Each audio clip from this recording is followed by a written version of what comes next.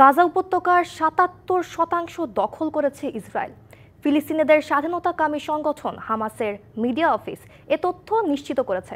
এদিকে গাজার একটি স্কুলে ইসরায়েলি হামলায় ১৯ জন নিহত হয়েছে। এক বিবৃতিতে মিডিয়া অফিস জানিয়েছে, স্থল হামলা এবং আবাসিক ও বেসামরিক এলাকায় দখলদার বাহিনী মোতায়েন ফিলিস্তিনিদের বাড়িঘর, এলাকা, জমি এবং সম্পত্তিতে প্রবেশ করতে বাধা দিয়েছে ইসরায়েল।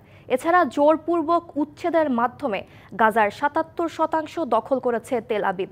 বিবৃতিতে সংস্থাটি আরও বলেছে, গাজাবাসীর ওপর অব্যাহত গণহত্যা, জাতিগত নির্মূল আগ্রাসন চালিয়েছে নেতানিয়াহু প্রশাসন, যা আন্তর্জাতিক আইনের স্পষ্ট লঙ্ঘন ও বল প্রয়োগ করে ইসরায়েল উপত্যকাটি দখল করছে, যা তাদের রাজনৈতিক ইচ্ছার প্রতিফলন ঘটায়। এদিকে গাজার ফাহমি আল জারজাউই স্কুলে ইসরায়েলি হামলায় ১৯ জন নিহত হয়েছে।